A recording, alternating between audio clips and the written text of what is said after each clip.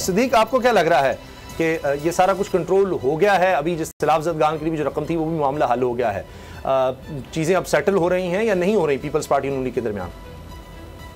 Settle नहीं होंगी, छोटी मोटी चीज़ें चलती रहेंगी और कोई एक छोटी चीज़ जो है वो बड़े इख्लाफ का सबब बनेगी और फिर आप देखेंगे कि पीपल्स पार्टी राह जुदा कर लेगी मुस्लिम लीग नून से।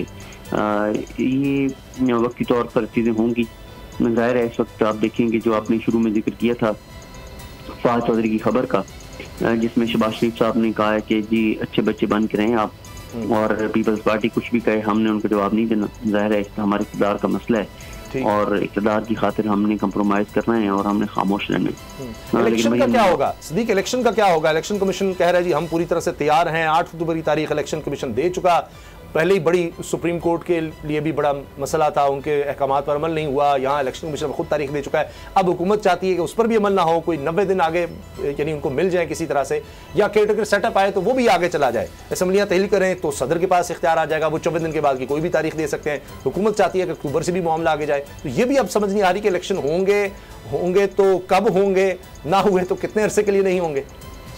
देखिए इलेक्शन कमीशन ने एक तारीख दी थी 8 अक्टूबर की, ये उस वक्त दी थी इलेक्शन कमीशन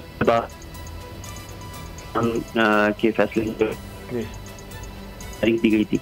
तो उसके बाद इलेक्शन कमीशन ने क्या किया कि 30 अप्रैल की तारीख को 8 अक्टूबर में बदल दिया। मामला सुप्रीम कोर्ट में आया, सुप्रीम कोर्ट ने 14 मई का कहा था, वो केस सुप्रीम कोर्ट में अभी तक चल रहा है रिव्यू का, लेकिन हुकूमत जिस तारीख के साथ खड़ी हुई थी वो 8 अक्टूबर थी।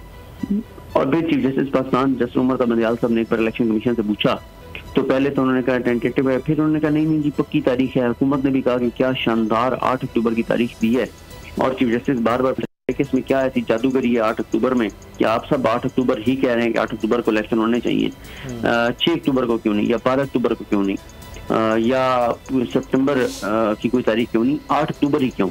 लेकिन उन्होंने कहा जी जो भी है देखिए वो सिक्योरिटी के मामला हैं, ये है तो 8 अक्टूबर जबरदस्त तारीख है।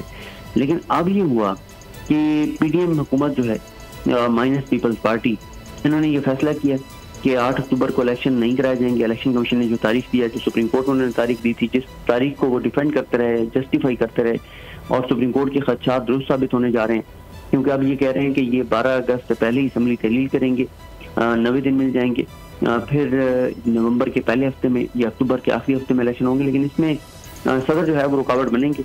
सदर इस तरह से रुकावट बनेंगे, जब असम्बली भेजेंगे वज़ीर-ए-आज़म शहबाज शरीफ असम्बली की तहलील की, तो सदर जब उस पर दस्तखत करेंगे तो फिर इलेक्शन की तारीख सदर ने देनी है, क्योंकि आइन इस पर बड़ा वाज़ेह है कि अगर असम्बली सूबाई असम्बली की होगी तो जो गवर्नर है अगर वो तहलील असम्बली की असम्बली पर दस्तखत करेगा तो तारीख वो देगा, और अगर कौमी असम्बली का मामला होगा तो सदर जो है वो दस्तखत करेंगे तो तारीख वो देंगे। तो तारीख सदर पाकिस्तान आरिफ अलवी साहब ने देनी है, लेकिन यह कि 54 दिन बाद की वो तारीख दे सकते हैं असम्बली की तहलील के, क्योंकि 54 दिन इलेक्शन कमीशन ऑफ पाकिस्तान को हर सूरत में चाहिए।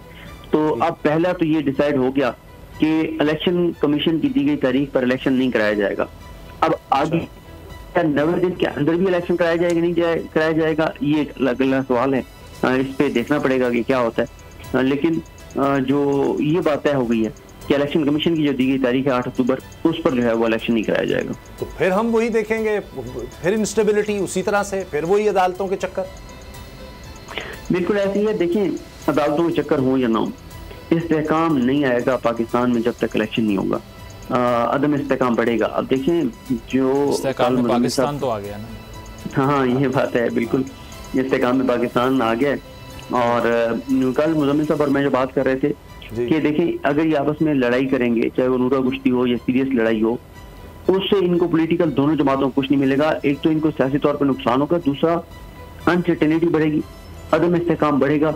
अब चलें एक तरह से ये मैसेज तो ये दे दी थी ना 13 जमातें कि देखें जी एक जमात माइनस है, बाकी 13 तो इक़्तिदार में है ना, बाकी 13 तो एक पेज पर हैं, 13 तो जबरदस्त कोऑर्डिनेशन के साथ चल रही हैं। और आप ये देखें कि अब तक हमें ये दोनों बड़ी जमातें यही बेचती रही हैं कि मुल्क को कोई एक जमात क्राइसिस से नहीं निकाल सकती, तमाम जमातों का एक पेज पे होना जरूरी है। और देखें 13 जमातें मुल्क की एक पेज पर हैं, तो ये बहुत अच्छी बात है।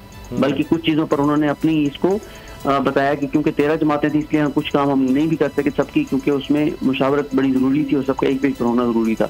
अब अगर ये बड़ी जमातें ही आपस में लड़ पड़ेंगी तो अदम इस्तेहकाम बढ़ेगा। इसका मतलब ये है कि पहले अगर किसी के जहन में ये था कि ठीक है यार इलेक्शन होते हैं नहीं होते, जब तक इलेक्शन नहीं भी होते इस असेंबली को एक्सटेंशन मिल जाएगी। ये 13 जमातें तो एक पेज पर हैं, ठीक है, एक जमात नहीं है, माइनस है, छोड़ दें। अब तो अगर यही लड़ पड़ेंगी तो इससे अदम इस्तेहकाम बढ़ेगा और सबसे ज्यादा जो इसका असर पड़ेगा वो हमारी मीशत के ऊपर पड़ेगा। वो मीशत जिसके बारे में आप देख रहे हैं कि सागदार साहब अभी भी धमकियां दे रहे हैं IMF को, और वज़ीर-ए-आज़म साहब जो है वो रोजाना कोई ना कोई मिन्नत तरला करते हैं IMF का, और उधर से वज़ीर ख़ज़ाना एक बयान देते हैं और इंतहाई खतरनाक बयान देते हैं, क्या बनाना चाहते हैं IMF वाले, और उसके बाद वज़ारत ख़ज़ाना जो है वो प्रेस रिलीज जारी करके उसकी तस्दीक कर देता है, कहते हैं कि नहीं कि ऐसी कोई बात नहीं है। तो इस तरह के इक़दाम से, चाहे वो इनके आपस के खिलाफात हों, चाहे वो नून लीग और पीपल्स पार्टी के खिलाफात हों, चाहे वो इसके सबसे ज्यादा जो कीमत अदा करेगा वो पाकिस्तान की कीमत अदा करेगी, वो पाकिस्तान की मीशत अदा करेगी, और पाकिस्तान की मीशत जब कीमत अदा करती है तो उसका असर 25 करोड़ पाकिस्तानियों पर पड़ता है, जो कि पड़ भी रहा है। अगर आपको ये वीडियो पसंद आई है तो हमारा चैनल सब्सक्राइब करें और बेल के बटन पर क्लिक करें। मेयर कराची के इंतखाब की जंग, बोल ने फिर छोड़ दिया सबको पीछे।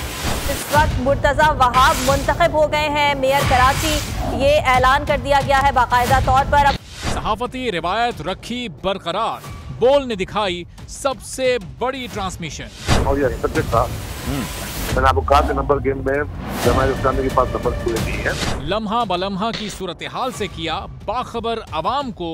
रेंजर्स के एहलकार और पुलिस के एहलकार हैं वो हाई अलर्ट है, और वो इस बात की कोशिश कर रहे हैं कि अब कोई नाखुशगवार वाक़या जो है वो रूनुमा ना हो सके, क्योंकि बोल है पाकिस्तान का नंबर 1 न्यूज चैनल।